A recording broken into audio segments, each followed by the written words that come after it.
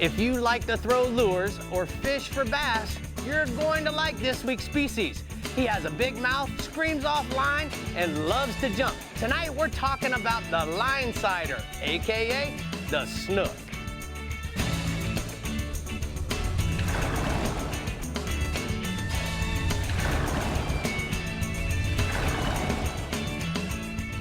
Welcome to the Chevy Florida Insider Fishing Report, presented by Yamaha. Welcome back, Floridians, to the Chevy Florida Insider Fishing Report, and 'tis the season, Snook season that is. But Rick, this show is very special because it's all about our Maverick boat owners hanging out with us in the studio tonight. How Hey, cool guys. is that? And there's a lot of them too. I'm loving this. Well, Me thank you too. all for being here, but oh yeah, we have to say hi to Dave. Let's say How could we forget Dave? Hey, it's unusual, second week in a row. Yeah, two in a row. You're on a roll, Dave. I'm on a roll. I'm just like jelly. You ready to talk some Snook tonight? Oh my gosh. All right, Dave, let's get this show on the road. Someone who is always on his Snook game is Captain Ronnie Houston from the Bells Real Legends region, and he is going to dial us in. Come on, Ronnie, let's go. Well, thanks, guys, for getting me started out. You know, the whole state of Florida was devastated years back with the Snook freeze, but thanks to closures and regulations, somebody definitely got it right, and the Snook are on a big rebound on the southwest coast of Florida. They can be caught inshore and offshore, but you know what? Inshore is the main focus. You want to concentrate on bridge spans, intercoastal docks and seawalls, beaches, mangrove shorelines, and independent islands. Now, good current and at times area of current where there might be an eddy for them to stage an ambush are important key areas to key in on. Medium to heavy tackle, 7-foot to 7-6 rods, 8 to 17 pound or 10 to 20 pound. Reels may vary. I like a 2500 to a 3500 series spinning reel away from the structure, and a 4000 near structure like the Okuma RTX 35 or the Inspira 40 or the Azor 40. Now leaders may vary as light as 20, maybe when you're fishing at night around docks, and the fish might have a chance to figure out lighter leaders better. But I use a minimum of 40 pounds, and I'll go high as a 60 pound, especially this time of the year. Now, live baits that are very common are pilchards, pinfish and finger mullet, or live shrimp, but most of the time I'm throwing artificials. My favorite is the topwater walk the dog lures, which are very productive at the moment, gold and silver spoons, Bass Assassin 5-inch die dappers that have been working really well right now in big schools of mullet, or the 4-inch sea shads in white and chartreuse, but bucktails tipped with shrimp or even lipped or lipless plugs that average anywhere from 1 to 4 feet of depth. Typical size is anywhere from 18 to 40 inches, and I got a prime example of some snook that have been caught on the southwest coast since the freeze. A couple pictures there of me and my brother with some nice sized snook. Obviously they're oversized, handled with care, but the snook are on the rebound. Now, still on the inshore side, the trout. Concentrate from Lawson's River to Pavilion Key. You want to concentrate on the late afternoon outgoing. Fish the grass flats, potholes, and edges. Drift with the wind depending on which direction it is blowing in fan cast, soft plastic shrimp, or paddle tails on the jig head. For example, the Bass Assassin shrimp with the color of the water. A new color right now, light beer or gray ghost. But when fan casting, the easiest way to find them and call them in is the Bass Assassin oval quick cork or something similar with a jig head. Once located, you can either ankle up or just simply hit the button, put the power poles down, continue fan casting once the fish stop biting, continue drifting, plenty to be caught, and they can be caught all day. Now on the offshore side, the mangrove snappers. Now right now with the passing of this full moon at night, it's been great in depths of about 25 to 40 feet, concentrating on wrecks, reefs, and ledges from Marco to Fort Myers Beach. Weather permitting, chum block or chum, even sandballing to get the fish located. Once you get them up, guys, lighten up on the chum. Light leaders drop back with small cut bait, shrimp, pilchards, herring, and squid. Lightweight or flatline, depending upon where the fish are on the water column. Right now, it's been great after this moon. Now, also on the offshore side, the permit. Fort Myers Beach to Stump Pass, fishing noted structure as close as 7 and as out as far as 20. Now, getting out early has been the main key. You might see these fish on top, drifting across or anchoring up. Try drifting across several times, picking the structure apart. These fish are holding in different areas depending on the wind and the current. It might take you several drifts to locate the zone, or there might be several yards off the zone. Live crabs have been the best choice of bait. Fish right now are up to 30 pounds, and before you go fishing, keep an eye on the tropics and the hurricanes. Weather might be bad this weekend. Always a good thing to check on the weather. It's a pleasure being here. All right, thank you so much, Ronnie. We're going to go ahead and take a look at the Southwest hotspots. Captain Ronnie says inshore tarpon fish the bridge spans at night in Sanibel, Cape Coral, and Charlotte Harbor. The last half of the incoming, the first half of the outgoing, it's going to be great. And then offshore, Spanish mackerel throughout the entire region, from the beach line out 12 miles, fishing wrecks, head pens, bait pods, and diving birds. All right, well, continuing with our superstar West Coast captains is Jeff Page in the StarTron Central West region. I know you're always good for a few monster snook hookups, Page, so enlighten us, please. That's right, and thank you for the nice introduction, You're Rick. welcome. Bree. As you all know, the StarTron Central West region has no lack of snook, although we may not have the big jumbos that hold up over in Hollywood's region. Our snook fishery is as strong as it's been in years, and that comes from good management and conservation from our FWC and our CCA, and as well as all our anglers, too. That being said, with the opening of snook season less than a week away, remember, all of us guides and recreational anglers, let's keep up the catch and release program as much as possible. Now, as far as the fishing goes, there's still a lot of snooks on our beaches and in our inlets, too. And with the clean water we've been having due to lack of rain, it's been fairly easy to see where these snooks are laid up. So you want to get set up on them. I heard Ronnie mention put the power poles down. According to your tide, live pilchards, pinfish, grunts have been your best live baits. When the bigger shrimps are in the markets, in the bait stands, you want to use the bigger select shrimps. And nighttime anglers have been doing really well around the El Joe Bean Bridge, Venice Jetties, and Longboat Pass with live ladyfish or silver mullet. Out on the grass flats and oyster bars in the bays around Catfish Creek and Gasparilla Sound, that new Rapala small-sized bone chartreuse subwalk, which you brought back, Rick, has been deadly, worked in and around the bait schools and mullet in 1 foot to 3 foot of water.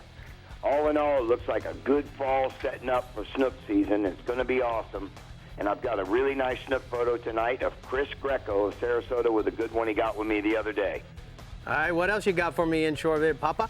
You know, speckled trout, still some good speckled trout fishing reports coming in throughout the entire region, with the common denominator, Rick, being clean water on the deeper grass flats with a mixture of glass minnows and pilchards. Find that, find the birds diving. You're going to catch some good trout.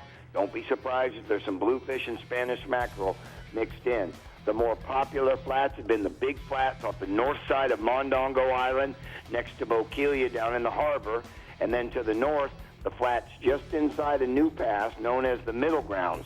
What you want to do is you want to try drifting with corked pilchards or throw the saltwater assassin Violet Moon 4-inch sea shad rigged on a silver quarter-ounce assassin Pro Elite jig head, and the trout are averaging 16 to 22 inches.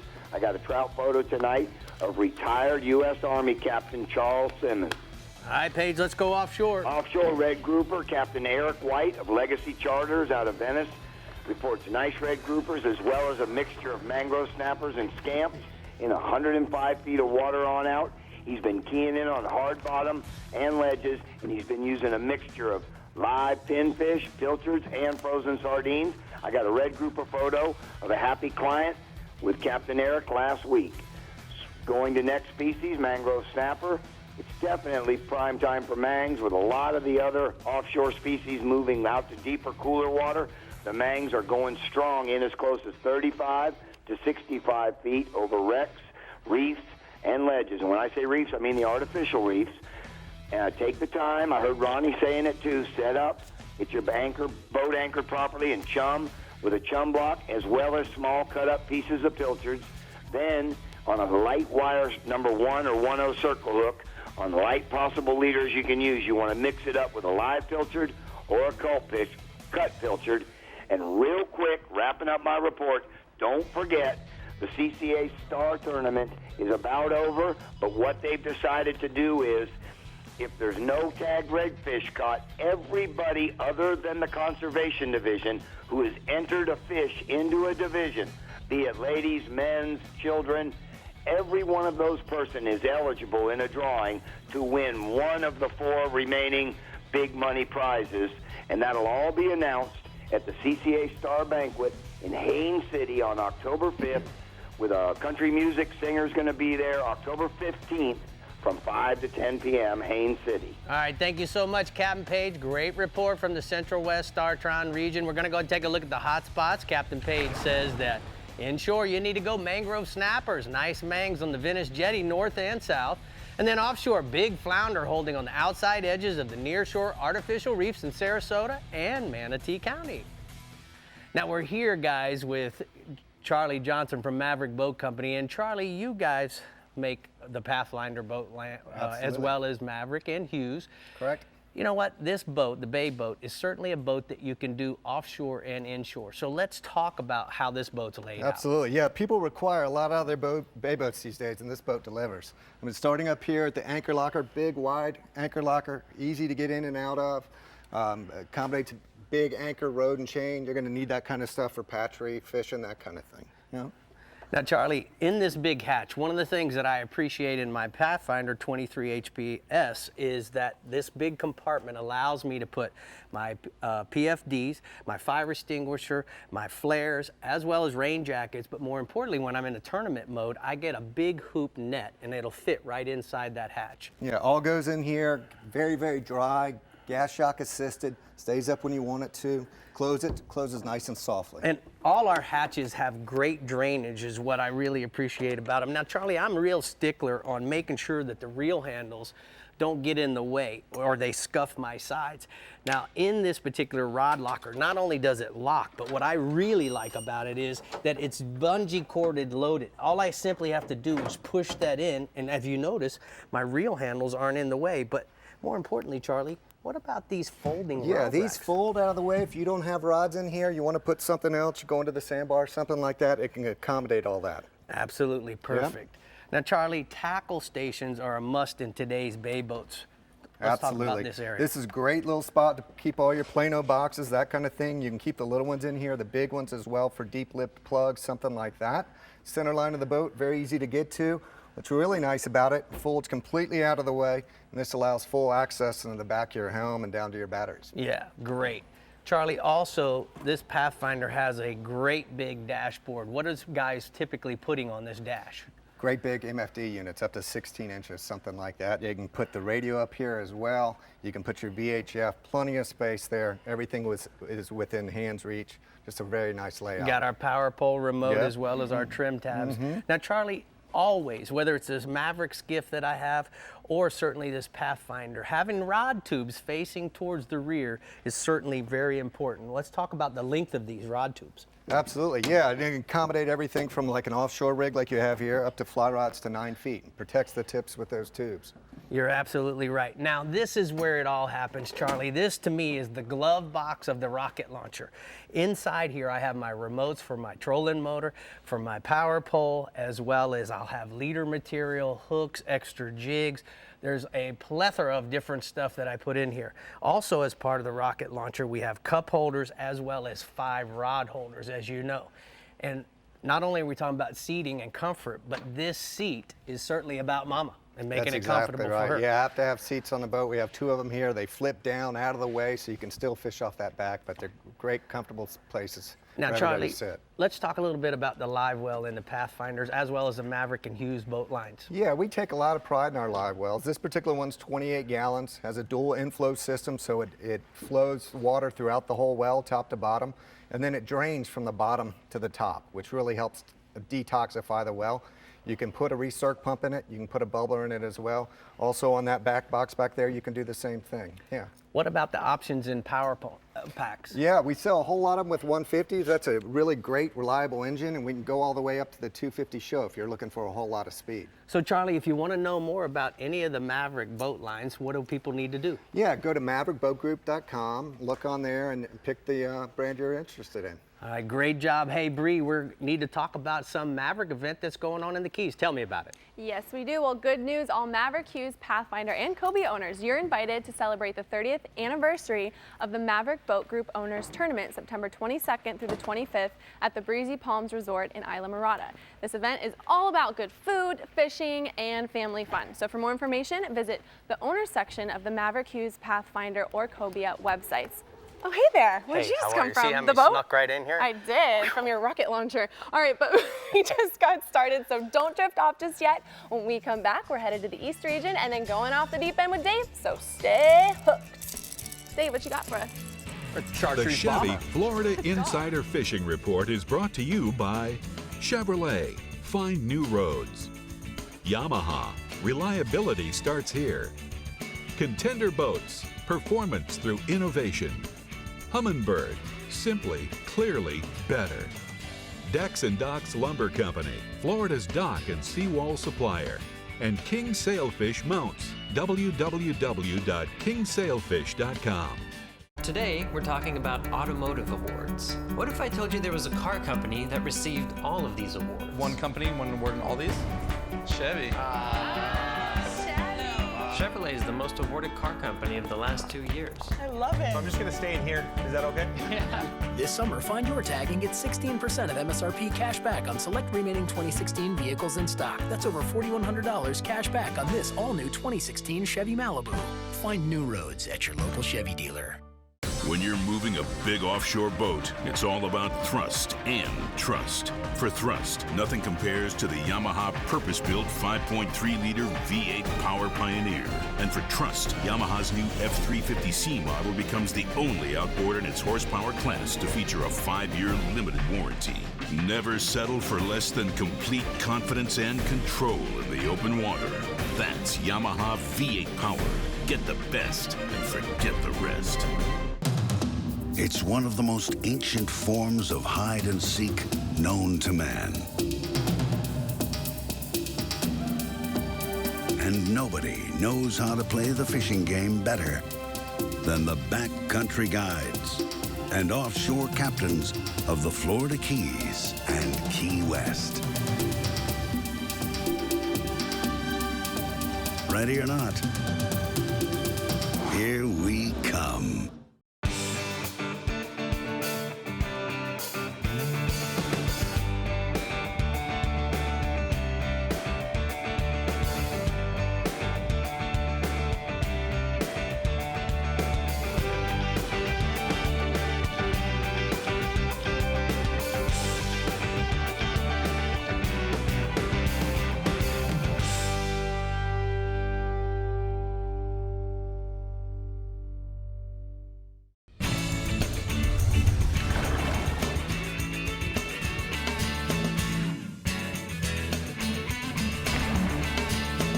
Now it's time for the FWC news and notes. August 27th is the Flying Wild Workshop in Manatee County.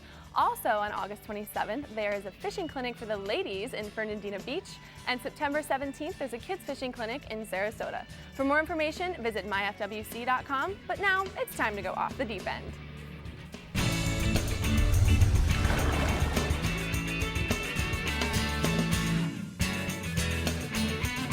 Hummingbirds off the deep end. We're here at the CCA workbench, and Dave, some fish that's very dear to my heart as well as yours is a snook. So let's get I right tell into everybody it. he's my third favorite. I Yeah. got the blue marlin, the wahoo, and the snook. But I don't catch snook very often because where I live in up at Cape Canaveral area where I fish a lot, I'm at the far northern end of the range. So although we've been catching more and more, you know, over the years, in the 80s they were non-existent almost because we've had a couple of freezes and that really hurts them over there. But now, you know, they're starting to catch them on the flats and stuff again. And when I'm fishing for trout and redfish, I'll catch a snook every once in a while. So this is the same stuff that I use up there when I'm fishing on the flats. When I'm catching a snook, I like to use a small, you know, 10-pound braid and a 20-pound leader, fluorocarbon little leader. fluorocarbon leader, and I like to use little plugs and any white bait imitator because you know they like to eat fish. So you know pilchards, and if you're going to use live bait, you need to use pilchards or shrimp, or they'll eat just about anything if you get on top of them. 7-foot spinning rod, Dave? A 7-foot, or you know, it depends. You know, if you're in tight, like if I'm walking a lot. And if I'm fishing through mangroves and stuff, sometimes I'll get a smaller rod so that I can make good casts and whatnot. But, you know, on the flats, you can get away with 10-pound test braid and 20-pound. If you get in inlets where I live, if I go down to Sebastian, you're going to have to use heavy stuff. You're going to have to go up to 30-pound braid and maybe even 50 or 60 pound, even 100-pound leader when you're fishing right off the bridge and trying to catch them, because you're using a live croaker that's this big, and we're catching big snook down there, so they'll get you right into the bridge. You pretty much fish a lockdown. Sometimes a pin senator, my friends would fish with a great big reel, you know, spooled with 80, 90, 100-pound mono with a 200-pound leader sometimes, because you hook the fish and then you're just holding on for dear life. Other times when we're casting up there, we'll use the chartreuse bomber is like a mainstay in Sebastian Inlet, and if you're not bouncing it on the bottom, you're not doing it right, and you're going to lose a lot of them. I imagine that the bottom of Sebastian Inlet is festooned with chartreuse bombers and flare jigs. Right. Because the first snook I ever caught was on a bucktail jig in Stewart, and I'll never forget it. But it's because he was jumping around, and I just love to catch them. Now, Dave, the new lures are coming out with single inline hooks. Very important. The snook are closed during the summer for a reason, and it's because they are in spawning aggregations and all the inlets and stuff, and they stack up in there, and it's like fish in a barrel. So if you're using a live bait, you need to use a circle hook.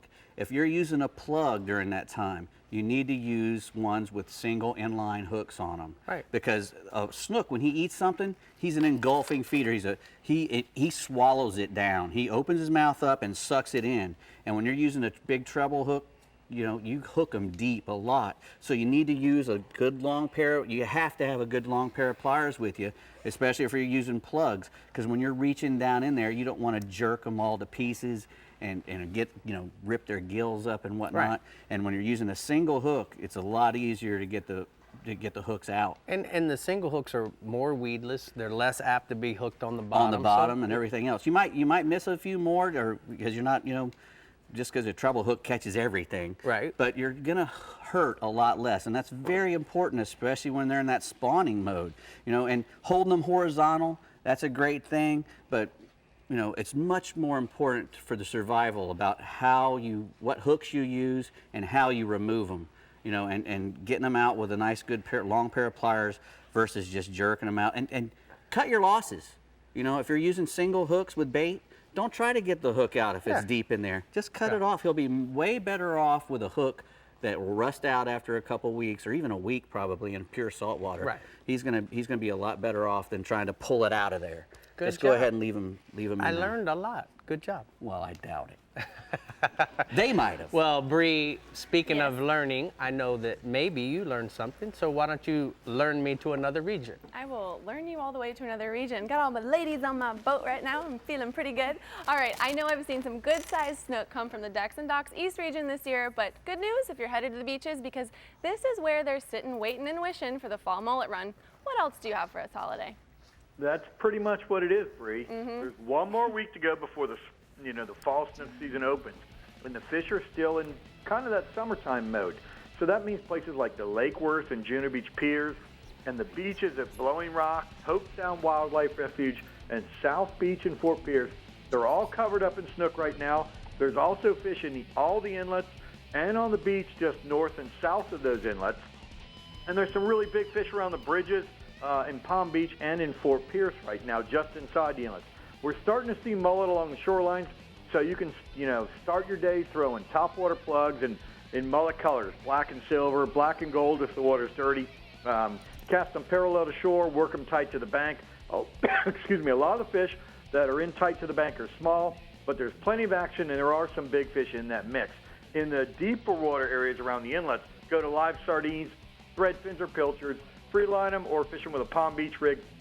The best action in the inlet is going on the outgoing tides. The average snook in my region is going to be 4 to 12 pounds, and I got a photo there. So if you want to know how to catch a big snook, you ask Caroline Albanus.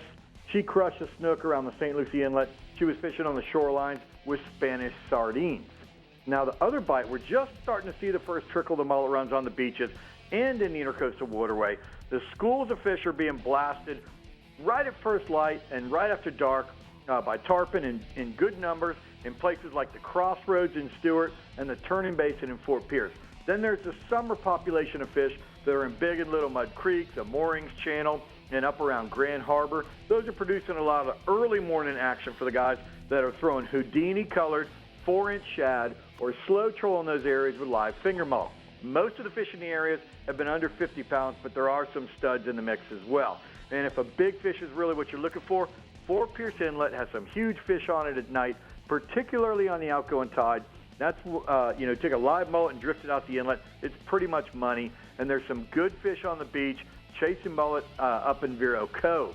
And don't overlook the north side of all the inlets. This time of year, that's where all the fish like to bottle up and wait for those first schools of mullet pushing down the beach. And that tends to be like a dawn and dusk bite. So, it's pretty much tarpon time on the Treasure Coast. All right, let's go offshore, Mike. Oh, well, you know what? Before we do, I'm sorry, we're going to go ahead and take a look at the Navionics from your region. Now, guys, what I wanted to do this week is show you how easy the Navionics app is to use. So this is on my iPad. It's the Navionics HD. But what I like about this is that I can simply zoom in. And more importantly, when I'm ready to learn a little bit about what's going on around that particular region, I can go by clicking on the menu into this menu section. And by going to that, I can jump in and look at what my tides are and what the different tide options are.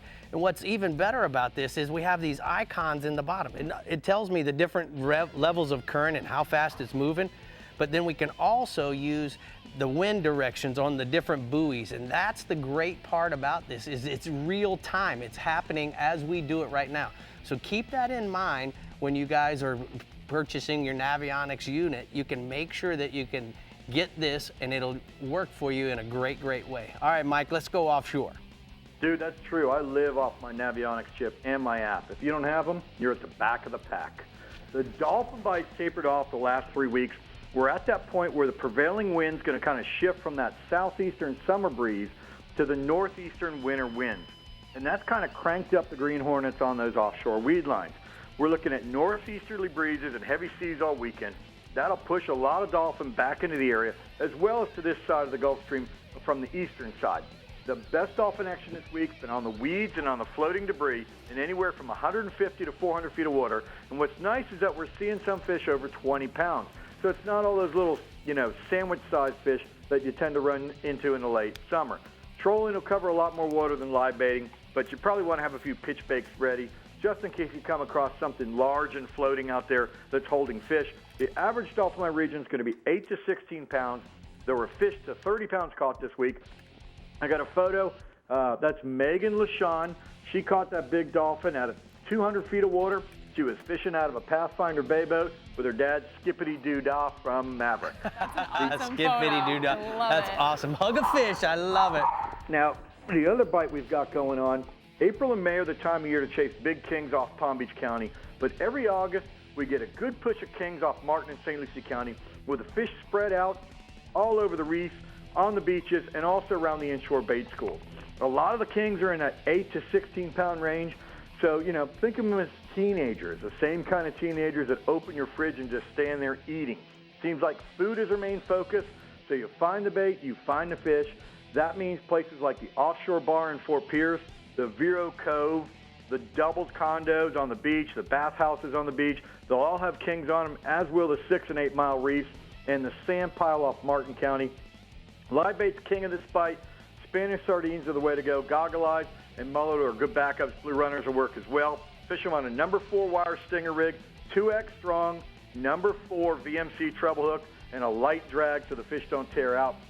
There's a lot of kings that are small in the mix, but there are some 40-pounders, so, make sure you don't bring a knife to a gunfight. All right, let's go bass fishing, Mike. Give it to me.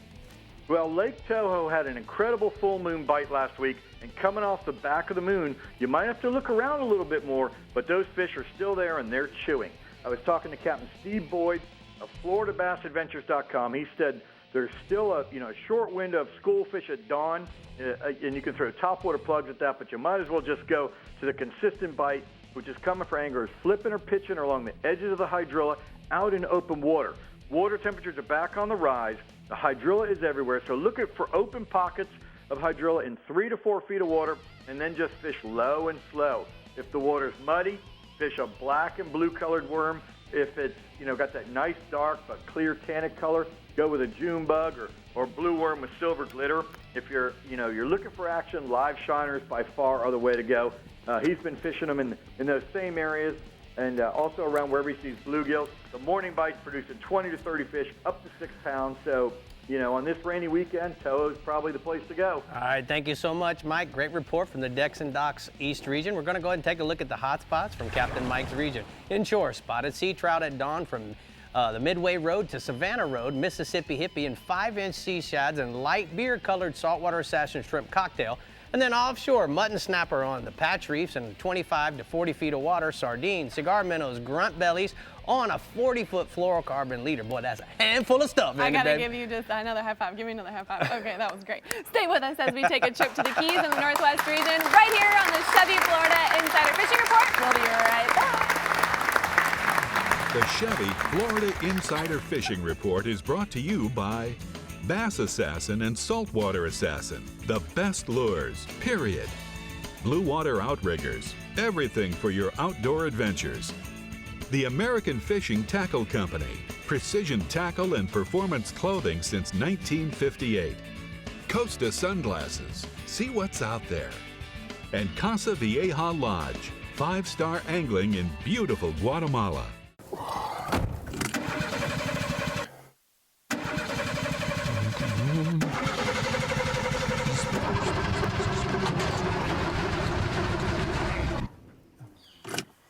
I think it's time to change my battery.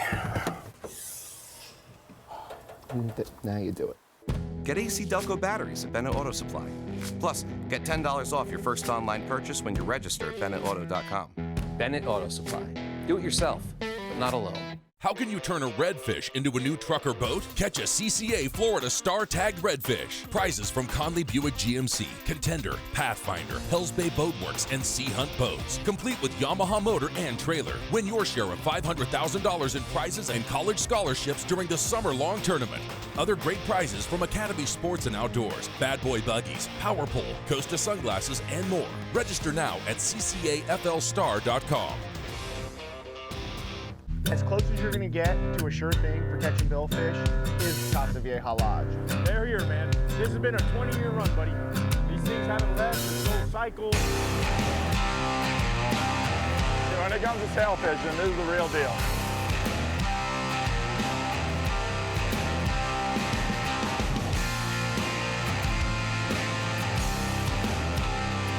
The amount of sailfish here is ridiculous.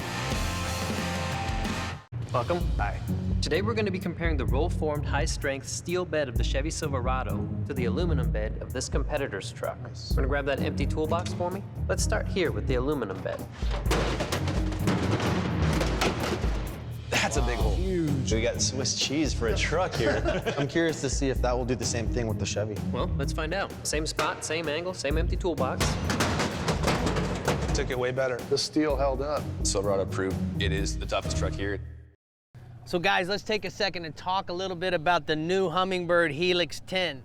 What I really like is that it has all of the great features that the old 1199 series used to have. It's very simple to operate, but side imaging is what I've learned to use quite often. One of the things that you never know whenever you're fishing in the backcountry or you're fishing around channel edges is whether you have an undercut bank. And simply with the side imaging, I can zoom in and zoom out. Now, when you zoom out, you need to understand the further out you go, the less detail you're gonna have. As you zoom in, you're gonna get even more detail. The way this works is the transducer is not a through-hole transducer. So it's mounted on the outside on the transom. And that's one of the reasons why my left side reading is not as accurate, because it's getting interference from the motor. I've learned to live with that, which is fine. The key here, guys, is that with this unit, I can actually see from the surface to the bottom, zoomed out to the amount of depth that I want. Realistically, I've learned a lot about fishing spots that I normally couldn't see, or I would have to run over in the past with a trolling motor looking down in 3 to 4 feet of water. Who would ever think that a depth recorder could certainly help you in that shallow water? But the Helix 10 is certainly doing a great job for me. Hi guys, I'm here with Joe Fernandez, who is the captain of the Contender U.S. National Spearfishing Team. And you are going to be going to Syros, Greece, September 14th through 19th, and they're going to be freediving in a freediving competition. Good we luck. Wish you we many, want to many wish good you lucks. and your 3 other partners great luck. Yep. All right, Bree, we got to go to the Florida Keys. We do have to go to the Florida Keys. Well, if you are living the conch life in the Florida Keys, or if you're Keys bound this weekend, Captain Randy Tao has some great news for you, so listen up. Hey, good evening, fish fans. You know, when we talk about snook in my region, they're caught mostly in the upper Keys, and especially the Flamingo area and out to the west, and along some of the bridges. But that kind of happens in the late fall and the wintertime. Right now, the backcountry fishing has been good for several months now, and guys have been getting into some pretty good snook fishing along the shorelines, along points, channels, and deep holes, and things like that. They're using live bait mostly, like pinfish or finger mullet, if you can find them. This is the time of year where the finger mullet migration will start coming down the West Coast beaches, and when that happens, it's going to be game on, and you're going to want to use a 1/4 ounce to a 3/8 ounce jig head on a 40-pound leader, and that's going to get these snook to bite for you. Little too heavy a leader, you're not going to get as many bites. Lighter leader, they're going to chew through it if you hook a big one, and there's been plenty of big snook back there. Now, depending on how you want to fish them, some guys pole around and they exert a lot of energy trying to find one, and other guys will sit on a spot and they'll wait for the fish to come to them, and that's what I've been doing back there. I've got a photo with Jessica and Gil, and we got into some really nice big snook a few days ago in the backcountry. Amazing how I didn't get that phone call, Bree. All right, Randy, let's go ahead and go triple tail fishing. It was busy. I tried. You're busy. The triple tails, you know, when you're in the backcountry this time of year, it's calm, and you're driving from spot A to spot B, and going across the bay, you're going to find triple tails floating this time of year. They're going to be floating on the surface. So as you're running, if you stand up and you look out, you're probably going to drive right by them, and you don't even realize it unless you're looking. Now, if you're prepared and you've got a light spinning rod with a piece of shrimp or a small live shrimp, they're not big this time of year, but a shrimp is perfect, pull up to that triple tail, come in from behind him, and get close to him and throw it right on top of his head, and you're going to get those triple tail to bite. They're a lot of fun. They're great eating, and this time of year, there's quite a few of them, and you're going to be driving right by them, going to your next snook spot, whether you're looking or not. So take advantage of that and just keep your eyes open. The incoming tide has been the best time to find them. All right, let's go offshore, bub. The dolphin fishing, for some crazy reason, we had a very slow dolphin year for the most part, and the last couple of weeks it's picked up big time with most of the guys going out, finding birds. Most of these fish are on birds from 500 feet on out. Now, what you got to be careful of, a lot of these fish are traveling to the northeast, a little different than what they normally do, where they're traveling to the southwest into the current.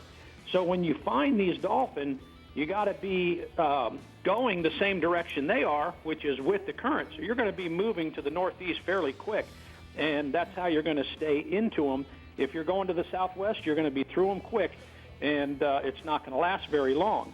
Captain Brian Cohn, he is our local dolphin expert. He is extremely good at catching these dolphin.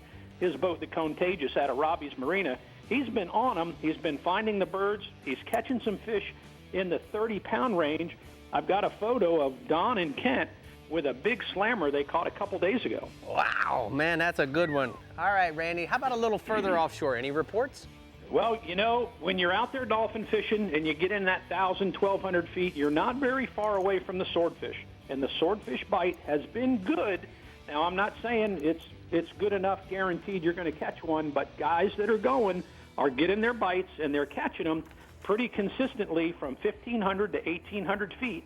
And they're fishing a fresh bait like a bonita belly or a dolphin belly, some sort of strip bait that'll stay on the hook for a while, and it doesn't get pulled off, and you're going to get one of these fish to bite. Now, Captain Nick Stanzik, he is the guru of catching daytime swordfish on his boat, the Broad-Minded, out of Bud Mary's. He does this, I would say, 2 or 3 times a week. He's sword fishing, and he is really dialed in to catching these things. And this week alone, he's had 2 different days where they caught 3, and I have a picture of the Sergio and his family with a 200-pounder they caught fishing with Nick. That's awesome. That's awesome. Great pictures this week, Randy. I'm going to go ahead and take a look at the king sailfish hotspots from the Florida Keys region. Captain Randy says inshore, triple tail, look on the incoming tide west of Flamingo along the west coast for fish floating with the tide. And then offshore, dolphin, look for the birds in 500 to 800 feet. Troll northeast with the current when you find the fish, Bree. All right, Rick. Well, let's check out some of the tournaments going on in the Florida Keys. All right. All right. The Marathon International Bonefish Tournament, set for September 22nd through the 25th, recognizes individual and team champions scoring the largest released bonefish and permit and top anglers in fly and Grand Slam divisions. At the Mad Dog Manditch Inshore and Offshore Fishing Classic, set for September 30th through October 1st, anglers can compete in an offshore division targeting dolphin, kingfish, tuna, wahoo, snapper, and grouper. Or they can choose the inshore division focusing on mangrove snapper, spotted sea trout, redfish, snook, and tarpon. The second tournament in the annual Keys Redbone Trilogy, the Robert James Sales Baybone Celebrity Tournament, set for October 7th through the 9th, targets permit and bonefish to raise money for cystic fibrosis research and treatment. The Isla Mirada Fall All Tackle Bonefish and Permit Championship is scheduled for October 9th to the 12th with a maximum field of 25 anglers. And now let's see what tournaments Andy Newman has to feature this week. What do you say? All right. All right. Snook is one of 3 targeted species at the Take Stock and Children Backcountry Challenge. It's set for Friday, September 23rd to Sunday, September 26th in Key Largo. Organized by the Key Largo Rotary Club, the 17th annual contest offers adult and junior divisions with competitors angling for snook, trout, and redfish. A unique aspect is that fishing can be round the clock beginning immediately after the Friday kickoff party. Proceeds support the Take Stock and Children Scholarship and Mentoring Program. More details, keylargorotary.org. And for more information on all tournaments in the Keys, it's always flakeys.com. Well, speaking of the Keys, how would you like to get away to the Florida Keys with a 4-night stay at Hawks Cay Resort and Marathon? And not only that, but you can also win a fishing trip with Captain Randy Tao. No way. Yeah. Go to our website, cfifr.com, to enter, and we will announce the winner on the show. We are always holding the most awesome contests. Yes, we I wanna are the enter them. contest kings and queens. We are. All right, now let's check in with Hagalicious and see how the snook bite is in the Yeti Northwest region. Tell us your secret, Tag. We've got snook throughout my region, mostly in the southern part of my region. The northern part of the region gets a little cold for them. They're a tropical fish. They don't like those cold temperatures. About Homosassa, Crystal River is about as far as you can target them north. Once you get past that, I've heard them caught in Wackasassa and a few other places just a little bit north of there, but not too many. They're just kind of going up there because we've had such a warmer weather in this past cold months. But you want to look for snook. They're, like I said, mostly an ambush predator. They're going to sit in the tidal part of the tidal parts of the I really messed that up. They're going to sit in tidal flow, waiting for baits to come to them. You want to look around docks, bridges, passes. Anything with that good tidal flow is going to produce some good fish. And anything that's got any kind of eddy, you want to look for that eddy. That's where you're going to find most of your fish hanging out. Sardines, pinfish, grass grunts are all their favorite baits. And you can either free line them under a float or just a little bit of lead, just enough to get them to the bottom on those outgoing tides, produce some good fish. And I got a photo here of a client with a great West Coast snook. That is a big one, Hag. Great picture. All right, what else you got for me inshore? Captain Jamie Goodwin, FloridaFishing.com, reports a good redfish bite right now in lower Tampa Bay. Top of the incoming tide, beginning of the outgoing tide. Right now, fish are in small to large schools, and they're feeding on pinfish and sardines under a float or free line. Most of the fish right now are over slot, 28 to 35 inches. And these fish, you want to approach real slow. They're still a little skittish. Most of these fish are coming in from offshore and moving up onto the flats right now. So on your trolling motor, a great little trick, and go as quiet as possible. Moving offshore, Captain Harry Connor of Hook and Harry Charters out of St. Pete reports a great red grouper bite right now in 120 feet of water. He's fishing over that Swiss cheese bottom with cut sardine or cut squid on a standard bottom rig. 80 to 125 pound fluorocarbon leader, 6 to 8 ounces of lead, and a 5 to 8 aught hook, depending on the size of your bait. Also, while you're out in that area, The yellowtail have been moving in, and they've been as shallow as 65 feet and as deep as 125 feet over high-release structure and ledges. You want to chum like crazy, just like you do down the Keys, and bring these fish to the back of your boat. Live and dead sardines, free line out to the back of the boat in the tide is what's working. And I got a photo of Harry with some nice flags he caught on a recent outing. All right, that's a good catch of yellowtails there. Thank you so much, Hag. We're going to go ahead and take a look at the hot spots from the Northwest region. Oh, you got another one, Hag? Yes, I do. Oh, I'm sorry. Oh, Rick. I'm jumped the gun here. Go, Jeff. Part 2. Hard bottom off Bayport, and anywhere from 35 to 55 feet of water are holding a mixed bag of sea bass, brunts, and hogfish right now. The best way to target these fish is put a chum bag directly to the bottom.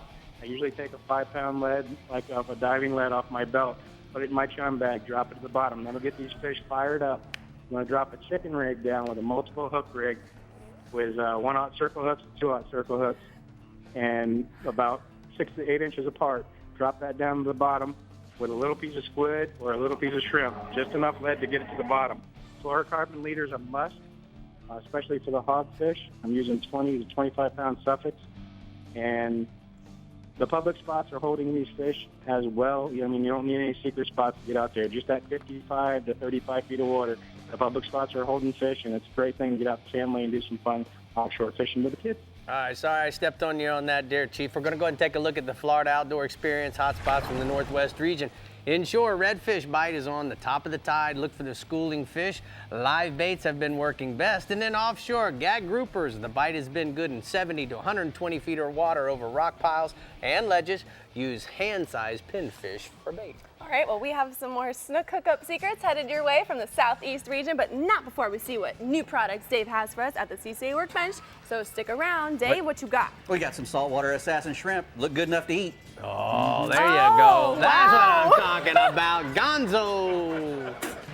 The Chevy Florida Insider Fishing Report is brought to you by the Florida Keys and Key West. Come as you are. FWC, the Florida Fish and Wildlife Conservation Commission. Navionics, we start where the road ends. Soft Science, supreme comfort footwear. Center State Bank, we believe in community. Real legends, exclusively at Bell's. And Maverick Boat Group, makers of premium boat brands Maverick, Hughes, and Pathfinder. At Yamaha, reliability is a family tradition. Meet the next generation. 4 new advanced technology-inspired inline 4-cylinder performers. Bred from the reliability and boater satisfaction that is part of Yamaha's DNA. They prove that when power gets lighter, faster, stronger, and smarter, boating gets even better. And more satisfying for boaters like you. You know there's more to it than luck. There's fishing the right bait, the water temperature, the wind, the season, and then there's the boat. We'll put it simply, the boat matters. To own a Contender is to own the best sport fishing boat on the market, period. Contender offers the most comprehensive model range with bigger, faster, and more fuel-efficient boats than the competition. There's only one choice for serious anglers. Contender Boats. Performance through innovation. Shallow Wrap Shad's a jerkbait with a secret move. When you pause, the lure slowly rises. I tell you, man, it makes fish come unglued.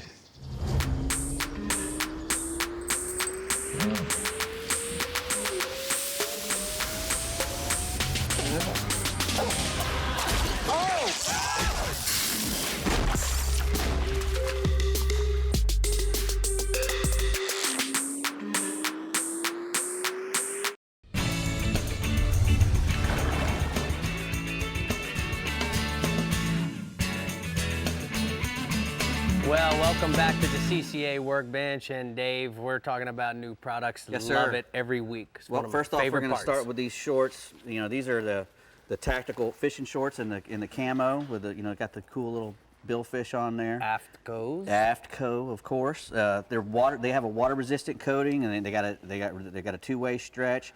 These have a single plier pocket that's lined with Cordura, so that you won't be poking through them in a couple of years. Like a lot of times you put your pliers in there, and after a while they come out. You know, the other thing that is so cool about this is that you can actually, when you Velcro it like that, it keeps the plier handles from coming out. Correct. Right. That's right. What They also have a UV block, and I can't. There's like 7 pockets on these things, and I like to have a lot of pockets. Again, Velcro patches on the pockets where your right in and wallet out. don't fall out, or your cell phone. Correct. And these are the men's tacticals, but these are called the Gemini. And what's good about these is they come with 2 of the plier pockets. That's why they're called the Gemini, because they come with 1 on each side, and they also have a drawstring in the middle for, these are kind of big shorts. As you can tell, they were sent to me. I wonder if the left side is the crazy side and yeah. the right side is the good side. Yeah, and I need these things too, because the older you get and the bigger your butt gets, you have a problem with holding the shorts in the waist area. I noticed that those are your size and definitely not mine. Yeah, you can make a small tent with those things. Anyway, these are the new Wahoo high-speed shock leaders from Diamond Fishing. These are brand new. I wish we could have had these on the Wahoo show the other night, but they just came out with these things, and these are really cool because they're made for the demands of the high-speed trolling, which a lot of guys are doing. And they come, 24 feet long and 150, 200, 300, and 400. Right. They've got really good swivels on them. The diamond swivels, and a good latch. So, and also have really good chafe gear for your loops and whatnot. Exactly. So this is the part between the swivel that's going to the rod. Correct. And the 6 foot of wire or whatever for the bait. Correct. And when you're going really fast and a Wahoo piles on it and you've got a lot of drag on it, you need a good stretch. So that's what those are for, and that diamond line stretch is really good. Dave? These are the new Saltwater Assassin shrimp cocktails, the Rick Murphy specials. These are my favorite colors. Yeah, the guys at Bass Assassin made them for you. Just for me. They don't taste good to a human, but I imagine that a snook or whatever would really love them. But tell me, Dave, that doesn't look like a real shrimp. They do. That's the light root beer. They have the Papa Smurf. That Papa Smurf, here he is. And the green shrimp, which is obviously the green shrimp. And a clear one. That's the gray ghost. And the gray ghost. And I love that gray ghost one, man. They look like the colors that you would get at the tackle store. They look real. They do. And good job, Bass. And that's Saltwater Assassin. Saltwater Assassin. Yep, shrimp cocktails in your own color. Yes, sir. One day they'll make a color or something for me. I don't think so. Anyway, these are the new Paul Brown soft dogs. I like to use Zara Spook type lures, and that's what these do. You can walk these, except they're like a Zara Spook gone soft. Oh boy. I like at my watch age, yourself. I don't want to even watch go there. yourself. But I love the topwater bite. Right. And so I'm always trying to find new topwater lures, and these are brand new from Paul Brown, Surface Walker. So I'm really dying here. Yeah, I know you are. They also make these are the Tidal Surge. These are the crazy croakers, and these are really cool little lures to me. I haven't got to throw one of those yet. That is cool. They just sent them to me, but I think that thing's gonna do really well as well underneath the water versus on the top. Why not? Yeah, why not? What else you got?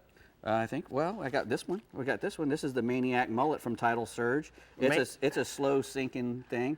That's kind of cool. It would be really nice to throw for a snook in an inlet. Just let that sit and slowly sink to the bottom and pop it along the bottom. And pretty work. Yeah, man, no worries. Hey, speaking of maniacs, but not really, I'm just kidding. We're going to talk about the Yamaha summer sale, Dave, and we're talking about 2.5 horsepower to 300 motors. It ends on August 31st, and the great part about this, guys, is you got all different types of options with your dealers, dealer credits, as well as additional warranty. We also have the great V8 summer sale that goes through November 30th. So if you have any questions about any of the different stuff, you can contact your local Yamaha dealer, or you can go to Yamaha.com.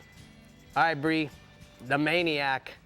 You are maniac, right? the lady man. You are a cast net maniac. I love you for it. I am. Yes, I actually am. How appropriate, actually, that they named a shrimp after you. According to Captain Jimbo Thomas in the Casa Vieja Southeast region, the snook bite is off the hook, or very much on the hook, right, Jimbo? Nice. That's right. Hello, Bree, Rick, and Dave. Hey, Jimbo. Hey. Hey, all right. Well, snook are one of the most popular inshore species here in the Southeast region. They're found in just about any body of water, and there are probably as many caught from the shore as there are by boat.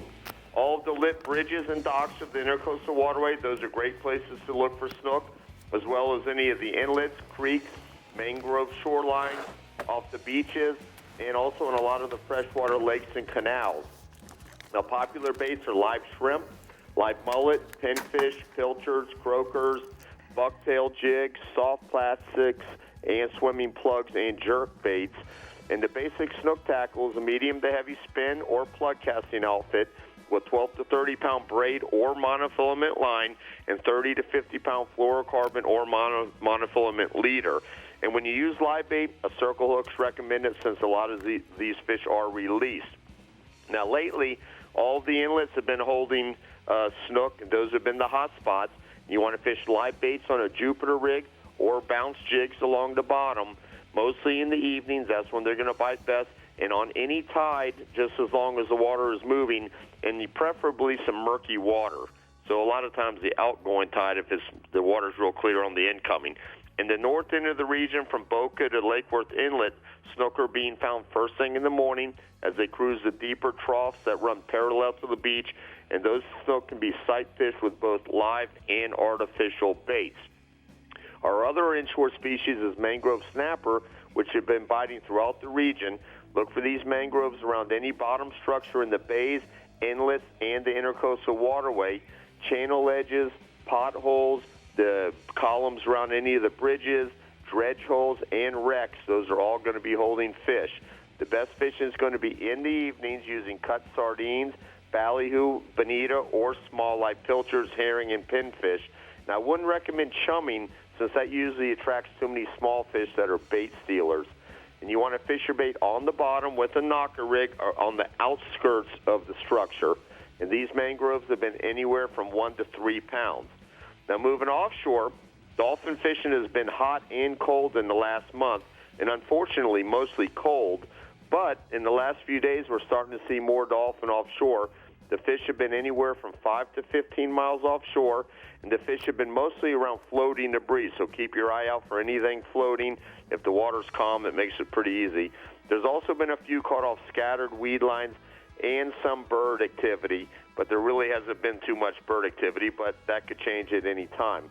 The fish have been eating rig ballyhoo and small feathers or lures trolled at 5 to 6 knots, and we've been using cut bonita or small live baits once we do find the fish. Now, a lot of these dolphin on the floaters have been on the small side, so we've had to weed through them to find the keepers, but then a few of the fish on the weed lines have been a little bit bigger, and I've heard of fish up to 20 pounds, although I haven't caught any that big. But you never know when a big fish is going to show up, so keep your pitch bait and your pitch rod ready to go. And then, for some reason, there's been quite a few big amberjacks hanging around the deeper wrecks. Normally, we don't see many of them this time of the year, but for some reason, they're here.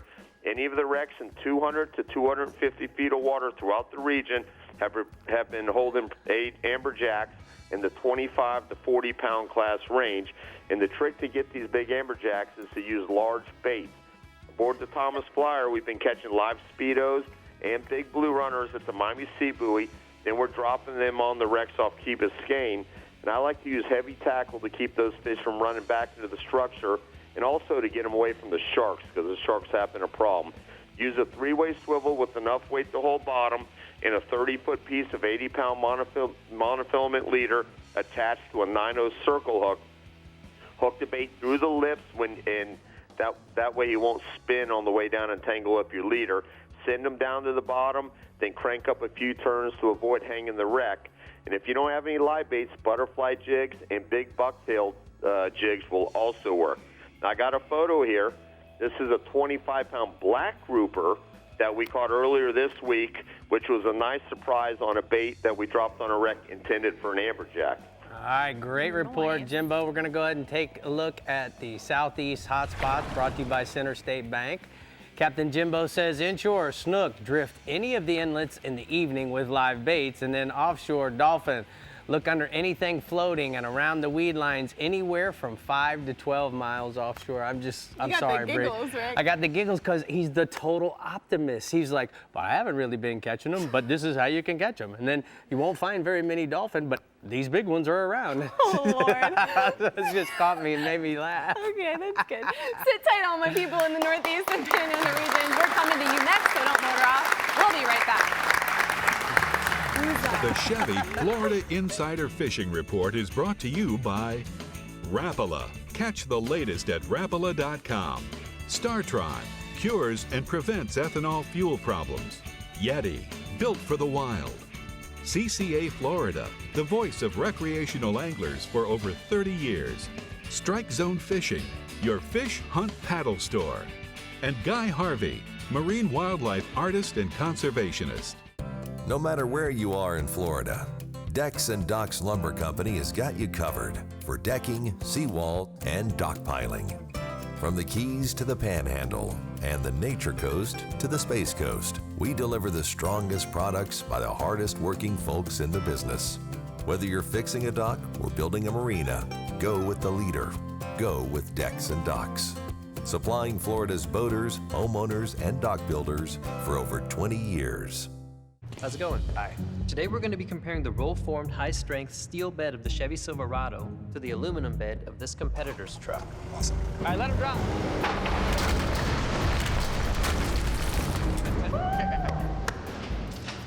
Let's see how the aluminum bed of this truck held up. Wow. That's a good size puncture. That's all the way through for sure. Full on crack here. You're aluminum now, you're gonna go, ugh. Let's check out the Silverado's steel bed. Wow. Yeah, a couple dents. I'd expect more dents. Chevy clearly held up better than the Ford.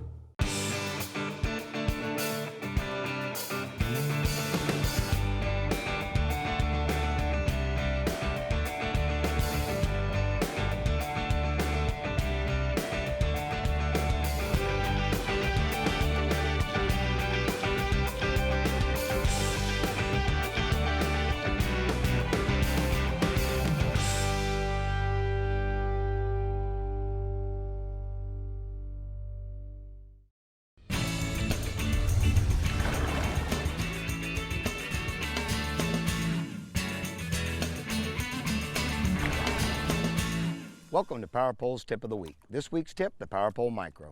You know, the Micro has a lot of cool options, and like we discussed last week, it's powered by a 12-volt wiring system, which you can hook up to any battery anywhere on your boat.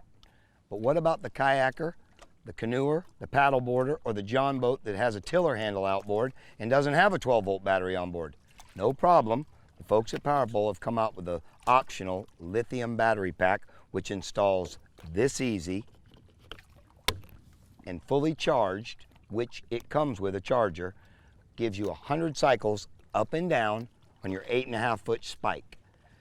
Now next week we're going to discuss customizing your 8.5-foot spike to fit your fishing style and needs for your fishing vessel, and that's this week's Power Pole Tip of the Week. Oh, good job, Paige. That Hey, look, was. Rick, it's Tommy Derringer from the Strike Zone Northeast region live on FaceTime. I got him right here. Hey, Tommy. How are Hey, you, what's bud? up, guys? You looking good, there? Thank you, thank you. You know what, guys? The Strike Zone Northeast region probably isn't really well known for its snook fishing, but we've had an awesome summer of snook catching here in the region. Now, the more consistent snook fishing is going to be in the south end of the region from Palm Coast down to Daytona. Now, I've had a bunch of great reports coming in from the High Bridge and Tomoka areas this week. The snook are up shallow. They're chasing the shrimps in the small creek and canals first thing in the morning. Now, topwater and subsurface plugs are working well, as well as a large freeline live shrimp. Now, the nighttime snook fishing has been great as well from Palm Coast all the way down there to Ponce Inlet. Now, you can target the lighted docks along the intercoastal and the bridges when the tide is moving with a diving plug like a Rapala X-Wrap, or you can use a live shrimp or a finger mullet. Now, there's a lot of smaller snook as well as a bunch of trout under those lights, but there are some bruiser snook in there as well, especially around some of the bigger bridges. Now, there's also a good snook population in Jacksonville and St. Augustine, and there are some key creeks like Pablo Creek and San Sebastian that are gonna hold some snook, but there are also quite a few lakes that hold those snook as well. Now, Google Earth can be your friend here as you can look for those lakes that are connected in some way to to some salt water, maybe via a culvert or a small creek or a canal. Some lakes have some easy public access and they hold some really big snook. And I've got a picture here. This is Richard Thomas with a big overslot snook he caught on a topwater in one of those lakes right here in St. Augustine. That's an awesome picture, Tommy. You win the picture contest of the year for sure. All right, let's go inshore. What else you have for us up in the Northeast Strike Zone region? You know what, Rick? We've got some great redfish tides this weekend. We've got an early morning high outgoing tide, and that's going to be perfect for tossing a topwater plug. Now, you're going to want to get to your spot this weekend right as the sun starts to rise. And I've been doing really well in St. Augustine fishing south of the 312 bridge, up on the flats on the west side of the Intercoastal, and also up near Pine Island to the north, right on the banks of the Intercoastal. I'm targeting grass lines and points, especially those that are holding the schools of mullet and pogies. And I've been talking about the past few weeks, and that Rapala Skitter V in silver and gold chrome have been working really well for us. Now, we also have a fairly high tide late in the day, and if that wind keeps blowing out of the northeast like it is right now, it's going to blow in more water, and we're going to have a really good chance to find some redfish up in the flooded grass as well. Now, moving offshore, you know, the upwelling we've had the past couple of weeks has been slowly moving out this week. And it looks like with the northeast wind flow we're having, it should be pushed out by probably over the weekend. Now, the kingfish have still been good this week on the nearshore stuff. I spoke with Captain Scotty Shank from FullHouseFishingCharters.com, and he says one day they're catching double-digit numbers of kingfish at areas like 9 Mile and Desco, and then the next day they're only finding a few, so it's a little hit or miss depending on what the water temperature is doing. Now, for bait, they're mostly going to be jigging up cigar minnows as the pogies along the beach have been a little tough to come by. Now, Scotty's just going to slow troll those cigar minnows over those nearshore reefs and live bottom, and those kingfish are averaging about 10 to 20 pounds. And he also said you want to have a pitch rod ready because they've had quite a few cobias swim to the boat this week. And I've got a picture here. This is Tim, Logan, Adam, and Mike with their kingfish from a recent nearshore trip with Captain Rob Bennett from coastalfish.net. Wow. Now, staying offshore, you know, we've had a really good late season run of mangrove snapper this week. Coming off this full moon, the snapper are really fired up. I spoke to Captain Billy Hunsicker from EndlessSummerCharters.com, and he tells me they've been doing really well in the 140 to 150 foot depths.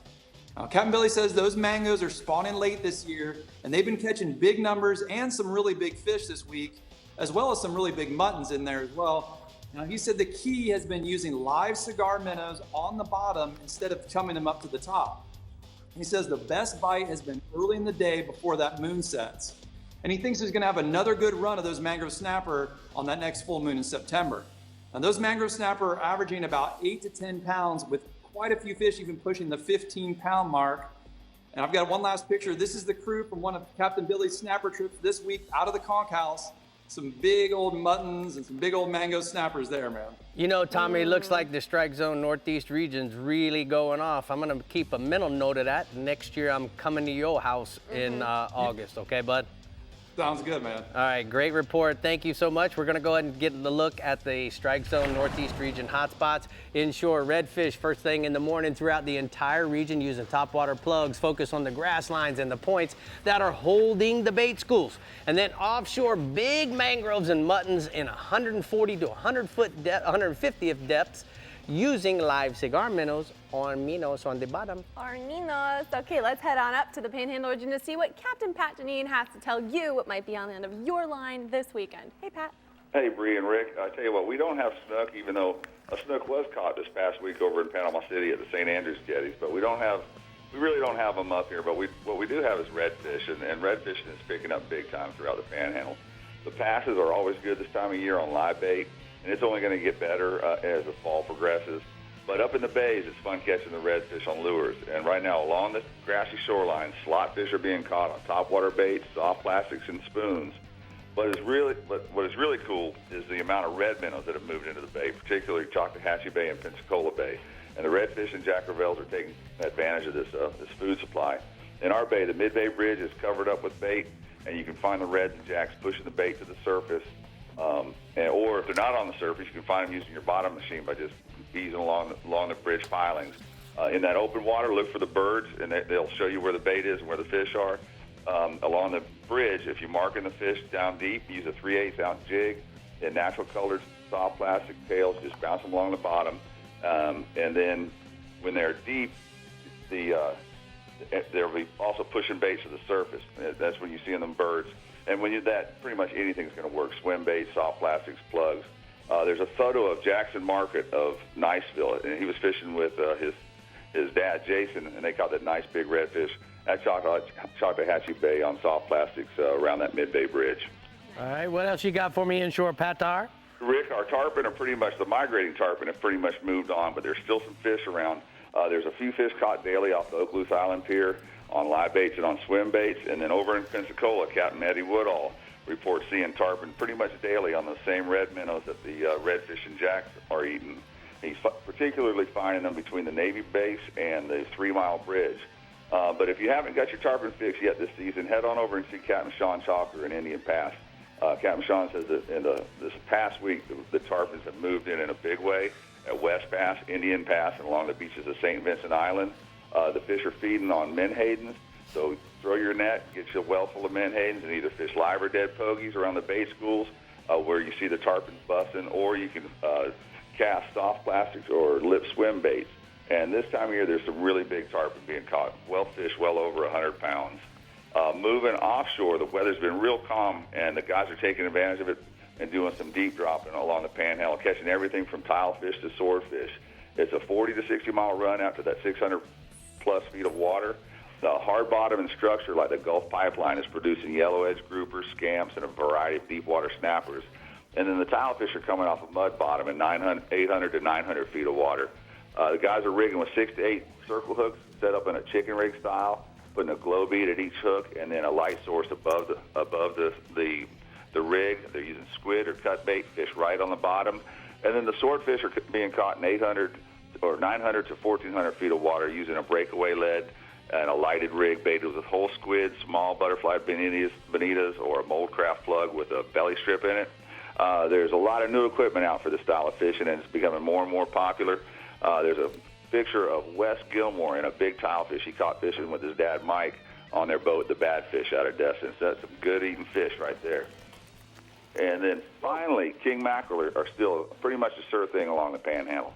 Live bait remains the best approach, with 4 to 6 inch herrings being the top choice. Cigar minnows are second, but that flash and erratic behavior of the herring usually draws more strikes. You want to fish where the fish are, which is around the bait schools or over structures, both natural and man-made structure. And to get the best out of the sport, tone your tackle down 10 to 15 pound test spinning rods. These kings aren't real big, maybe 6 to 12 pounds, but they're really numerous. All right, thank you so much, Patar. We're going to go ahead and take a look at the blue water outrigger hotspots from the Panhandle region. Captain Pat says that we're going to go inshore for redfish, Spanish mackerel along the Mid-Bay Bridge using jigs and live baits. And then offshore, stick with the kingfish on the live baits around bait schools and over the structure in 60 to 100 feet of water. Do you hear all the crackling noises? That's Yeah. our audience eating snacks. We love snacks here on the Chevy Florida Insider Fishing Report. Next, we're taking a look at the Coastal Conservation Minute Tip and then seeing what the Central East region has to offer. We will be right back with snacks. The Chevy Florida Insider Fishing Report is brought to you by Chevrolet, find new roads. Yamaha, reliability starts here. Suffix, the world's most hardcore fishing line. The IGFA, conservation through education. Get your hands wet. Florida Outdoor Experience. Best parts, best prices. Bennett Auto Supply. And there's no stopping Okuma. Introducing Helmmaster, Yamaha's first fully integrated digital boat control system. With Helmmaster, you can start your outboards with a swipe of a paw and control them with a single lever. Outboard trim and steering friction adjust automatically as you accelerate and decelerate. Adjust engine speed with the touch of a button. The Helmmaster joystick provides the means to navigate and dock precisely with confidence and ease. Take control of your next vessel with Helmmaster at your command. It's quiet on the river this morning. Ain't nobody on the water but me. And the sun's coming on, but it won't be long. But there's a little more weight coming in this creek. I got a line with that woman of mine, and she sent me on down that way. Now I'm making noise with the alligator boys, 20 miles east of Goshen. please negotiate. Remember the glory days of gasoline? It's just not made the same anymore. Kick your gas into gear with StarTron. Pump up the performance in all of your engines. Cure the problems of ethanol with the power of enzymes. And maximize your mileage every time you drive. Kickstart your engines with StarTron. Welcome. Hi. Today we're going to be comparing the roll-formed high-strength steel bed of the Chevy Silverado to the aluminum bed of this competitor's truck. Nice. Going to grab that empty toolbox for me? Let's start here with the aluminum bed. That's a big hole. Huge. We got Swiss cheese for a truck here. I'm curious to see if that will do the same thing with the Chevy. Well, let's find out. Same spot, same angle, same empty toolbox. Took it way better. The steel held up. Silverado proved it is the toughest truck here.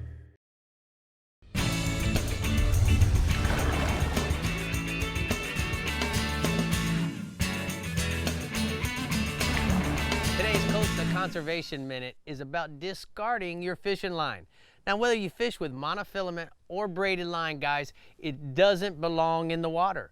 So it's really critical that at the end of the day or any time that you want to replace your line, let's not discard it overboard. So many times I've seen guys where they take their line off the reel and then they throw it overboard. Now, the FWC has created a whole system at the boat ramp where we can take our discarded or old fishing line and we can actually put it and they'll recycle the monofilament. So remember, it's really vital when it comes to birds, turtles, mammals, because they get entangled, eventually get caught up in a root or a possible tree limb, and the next thing you know, they starve to death. So it's really important to make sure that you discard your fishing line in a proper place. And that's today's Costa Conservation Minute. Miss Bree? Yes? Where are you going to put your fishing line? In that PVC pipe, of course. Of course. Of course I am. And the FWC is going to come and collect it and recycle it for you. Yes, they are. You've got my stance on right now. What happened? I'm supposed to be like this. Oh, I'm sorry. There we go. Switch roles. And Yes. so does that mean I'm Miss Florida now? Never. Well, Captain Ross, it looks like it will be a great weekend for a few hookups in the Bells Real Legends Central East region. Right, Jim? That's right. I tell you what, Snook is getting ready to open, and we are getting really excited here in the Central East region because a lot of our anglers here have been catching some really good numbers of snook right through the hot summer months.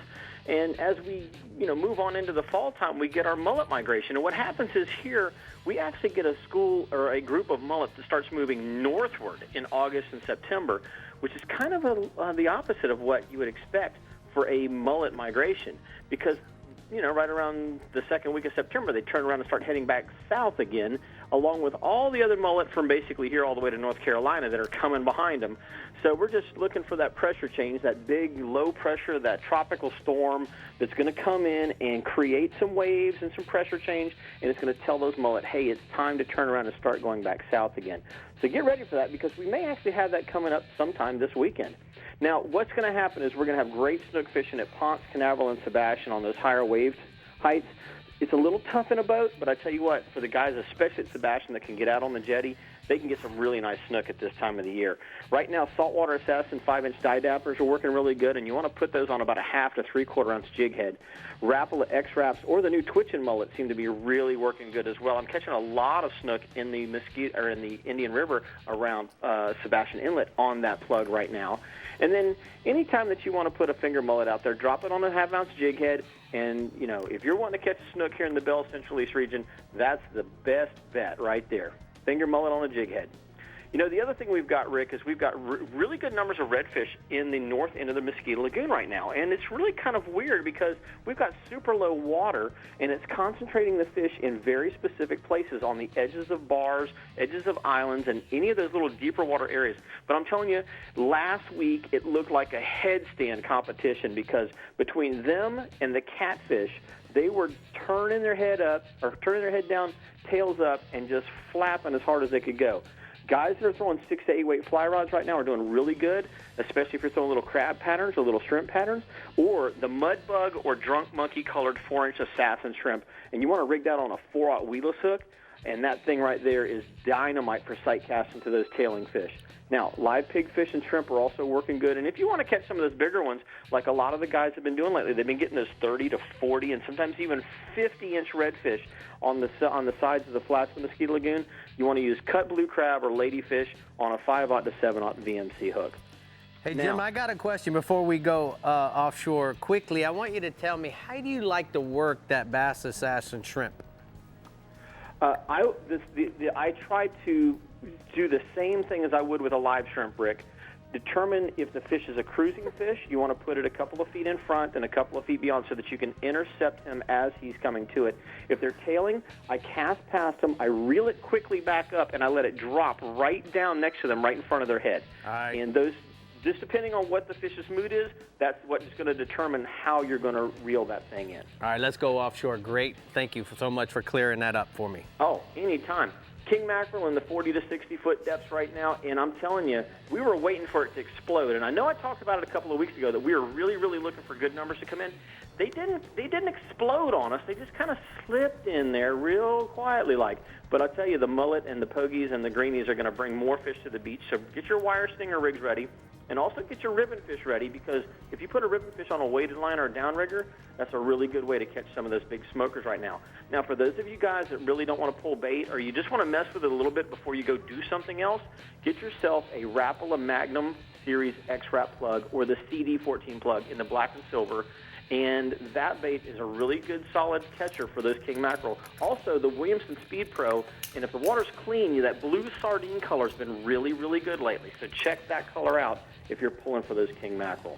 Now, for cobia, we've had some cold water, and we don't really necessarily want the cold water because it kind of messes up everything else except the cobia fishing.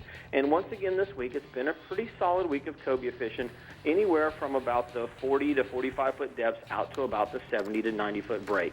Anywhere from Hetzel Shoal down off of Sebastian, off of Canaveral, Bethel Shoal down off of Sebastian, or the Turtle Mound area up off of New Smyrna Beach. Large storm jigs are working really good. 7-inch assassin jerkbaits. If you haven't seen that, it's a freshwater jerkbait. Put it on a jig head and twitch it one time. You're going to be amazed at the action that you get out of that 7-inch assassin jerkbait, or a live bait on a VMC hook. And I'll tell you, a lot of the guys lately have started switching over and using some squid imitation lures and doing really well on them. Now, a lot of our fish are really small, 33 inches or less. So please make sure that if they don't look a solid 40 pounds or better, that you put a net on those fish instead of trying to gaff them, just to be on the safe side. All right, thank you so much for batting cleanup for us, Jim. We're going to go ahead and take a look at the hot spots from the Bells East, Central East region. Inshore, gator-sized speckled trout in the Mosquito Lagoon use skitterwalk plugs at dawn or at dusk near the schools of mullet. And then offshore, sharks along the area beaches use large chunks of bonitas and barracudas on a standard bottom rig with 270-pound cable leader and a large heavy-duty VMC circle hook, Mama. Well, Jim was talking about the water temp for cobia. What is kind of like the perfect water temp? He said it was too cold. Well, what happens is that in that region, as well as Holidays region, is they're getting these updwellings. But, you know, so one day they'll have cool water move in, and then the next day it'll be too warm. You know, Dave, what would you say is the optimum temperature for the cobias? 72? For cobias? Yeah. Over 68 degrees. All right. Once it gets over 68 degrees, you can start catching cobias. Not everyone would want to know that. All right, everyone, the secrets have been spilled and the tips have been given. And now it's on you to go out there and find your spots for the opening. So stay tuned. We'll be right back. Today, we're talking about automotive awards. What if I told you there was a car company that received all of these awards? One company, one award in all these? Chevy. Chevrolet is the most awarded car company of the last 2 years. I love it. I'm just going to stay in here. Is that okay? Yeah. This summer, find your tag and get 16% of MSRP cash back on select remaining 2016 vehicles in stock. That's over $4,100 cash back on this all-new 2016 Chevy Malibu. Find new roads at your local Chevy dealer. When you're moving a big offshore boat, it's all about thrust and trust. For thrust, nothing compares to the Yamaha purpose-built 5.3-liter V8 Power Pioneer. And for trust, Yamaha's new F350C model becomes the only outboard in its horsepower class to feature a 5-year limited warranty. Never settle for less than complete confidence and control in the open water. That's Yamaha V8 power. Get the best and forget the rest.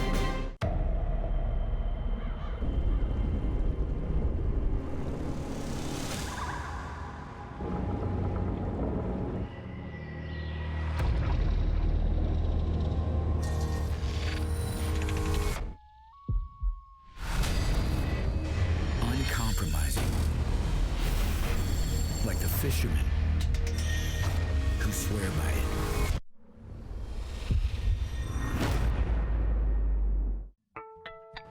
Thanks for tuning in to the Chevy Florida Insider Fishing Report. Be sure to like us on Facebook and follow us on Instagram and Twitter to keep up with our captains, contests, and appearances.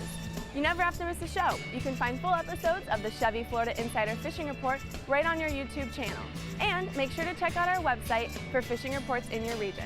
Visit www.ChevyFloridaInsiderFishingReport.com for everything you need to know to stay hooked up. Well, next week we are not talking a species, we are talking piers and jetties. Yeah. The poet and I didn't know it. That's right. Hey, Charlie, we want to thank you on behalf of the Maverick Boat Company. Thank you for coming in. Thank you for coming. I'll do the Rick shake. You did great. Hey, audience, thank you guys so much for being there. You're awesome. And more importantly, hey, those snook are going to be on those jetties, so you might want to watch next week's show, right, Yes, Bree? of course. And Dave, you going to be here? I think I'm going to be in Venice, Louisiana, chasing wahoo. Bye, Dave. Bye, everybody. Thanks for coming.